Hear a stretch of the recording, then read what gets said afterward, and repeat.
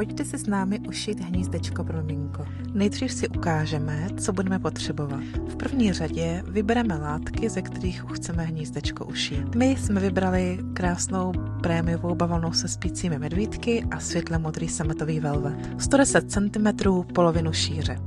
Dále molitanovou vložku do hnízdečka, kuličkové duté vlákno a saténovou stuhu. Samozřejmě budeme potřebovat také nůžky, něco, čím budeme malovat na látku, šicí stroj a samozřejmě střih. Všechno najdete u nás na e-shopu dětskelátky.cz.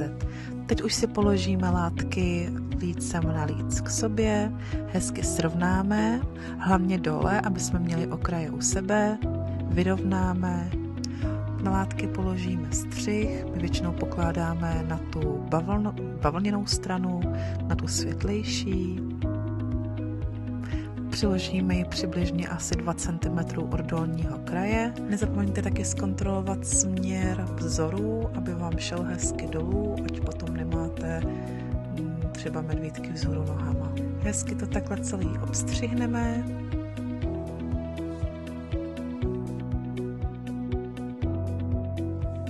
Takhle ještě druhou stranu. Takhle to máme hezky obstřižený, dole máme přibližně 2 cm přidaný a tady uvnitř přibližně asi centimetr. Nakreslíme si tam takhle hezky značky, aby jsme viděli, kde máme látku zahnout, kde máme šít. Tady už uděláme značky, tam budeme dávat suchý zip. Tak a je hotovo, ještě druhou látku popíšeme.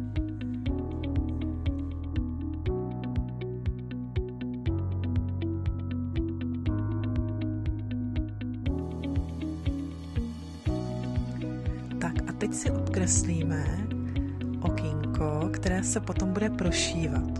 Jo, my si ten střih takhle vždycky vystřihneme, ten prostředek, aby jsme věděli, kde se to má obkreslit. Takže takhle obkreslíme, potom střih sundáme a vlastně to dotáhneme až k té spodní značce. Takhle na jedné straně to dotáhneme až dolů a na druhé straně.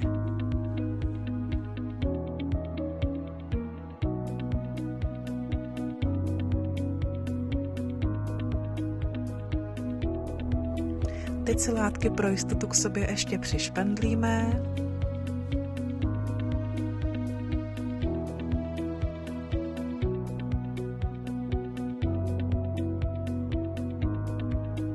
Tak a začínáme šít tu vnější stranu hnízdečka, přibližně tak nějak za patku, necelý centimetr.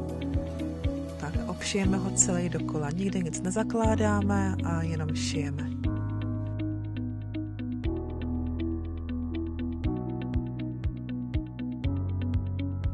Tady zase až úplně dolů, zase pořád nezakládáme nic.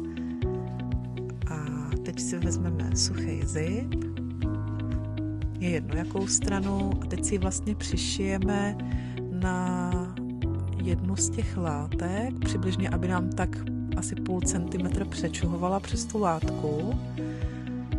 Tak a takhle ji přišijeme na tu lícovou stranu vlastně. Teď na tu druhou látku, zase podle té značky, kterou tam máme znázorněnou, a opět přibližně centimetr, aby nám ten suchý zip přečuhoval.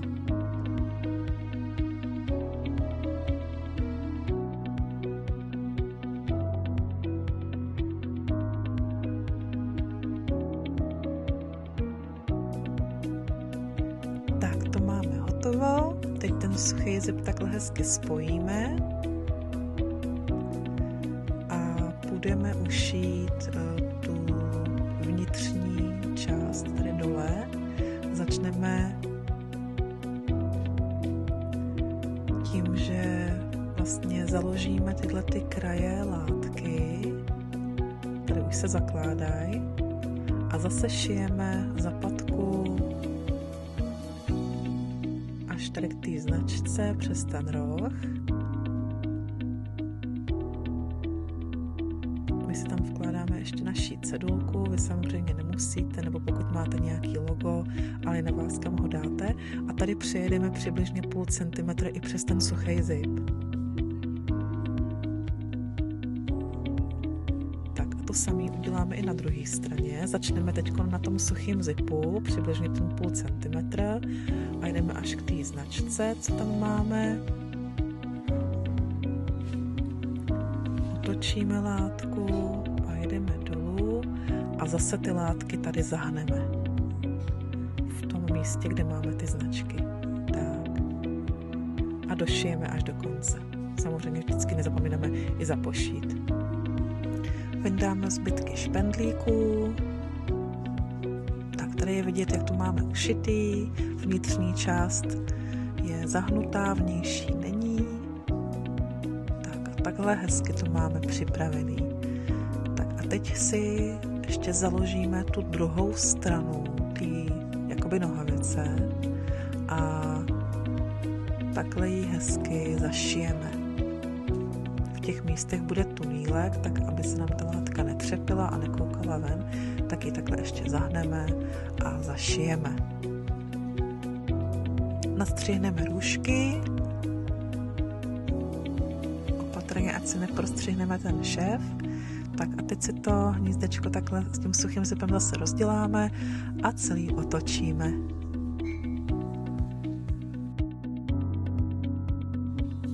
Tak teď si přišijeme ten suchý zip. Ten suchý zip vlastně jakoby ohneme, aby se nám ta látka tím vlastně začistila a přišijeme ho ještě na té druhé straně.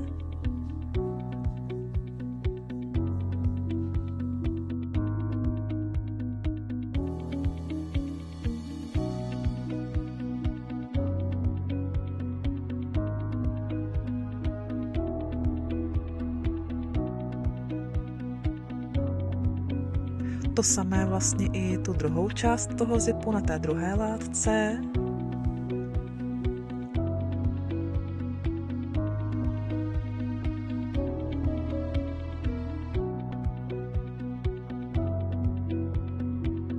Tak a to bychom měli.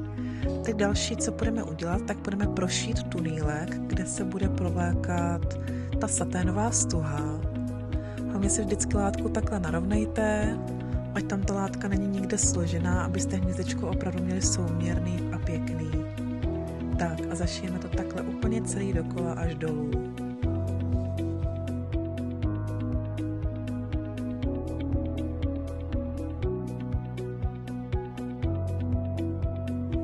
Další, co budeme prošívat, je vlastně ta vnitřní část, do které se potom bude vkládat ten molitán. A začneme už od toho suchého zipu, ať to tam máme prošitý a hezký. A teď vlastně látku pořádně hezky narovnat a vypnout, aby se nám nikde neskrabatila a nenahrnula. A celý ten vnitřek prošijeme. Je to vlastně ta část, kterou jsme si malovali tou fixou, aby jsme ho takhle hezky viděli i z té lícní strany a pohodlně se nám to prošívalo. Tak a máme hotovo.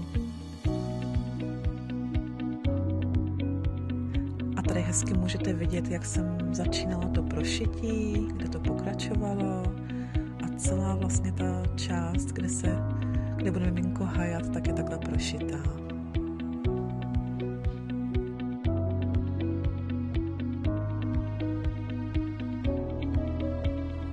My jsme na střih použili mizící fix, který vlastně mizí pomocí tepla, takže pomocí žehličky nám ten fix takhle krásně zmizí.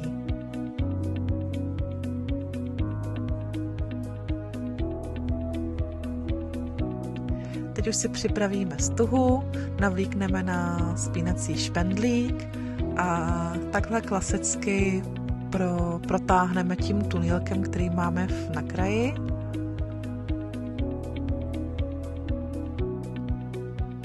Takhle až na konec té druhé strany. Stuhu necháváme přibližně 20 cm přečuhovat z toho hnízdečka. Tak odepneme ten špendlík, ustřihneme konce, aby jsme je měli hezky začištěný.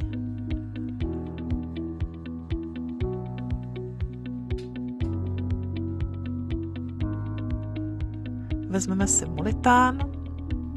Naše molitany, které seženete u nás na e-shopu, jsou přímo střižený do těchto hnízdeček, do tohoto střihu. Takže vám krásně budou sedět, pasovat. Akorát chce to trošičku takhle zabojovat, abyste hezky měli tam ten molitán srovnaný a látka si lehla, ale v této kombinaci třeba toho sametového velvetu a bavlny to jde krásně. Když potom použijete například mušelín, tak je to trošičku boj, ale jde to. Tak a teď už tím kuličkovým dutým vláknem takhle krásně vyplníme ty boky. My máme spočítaný, že na to hnízdečko nám padne přibližně kilo až kilo a půl těch kuliček. Záleží, jak hodně to chcete mít vyplněný, jak hodně pevný. My to plníme víc, aby po vyprání vlastně zůstalo hnízdečko pořád krásně vypnutý. Tak a teď už přichází ta finální část, kde si takhle musíte ty kuličky vlastně zastrkat dovnitř a trošičku zabojovat a sešít ty konce. Jedna strana, tak teď druhá strana. Takže tak, jak vidíte na videu, tak to tam zastrkat, narovnat a sešít. Tak, zapošít hlavně, ať se vám to nikde nerozpáře a máme hotovo. Teď už stačí hnízdečko jenom svázat, nebojte se pořádně za tu stuhu zabrat, abyste docílili takového hezkého kulatého tvaru. Pak už jenom na konci uděláte mašly a pak doporučuji ty konce těch stuh ještě zatavit zapalovačem, aby se vám netřepily. Tyhle stuhy taky najdete u nás na e-shopu, máme ve vícero barvách. To je vše. A co si ušijeme příště?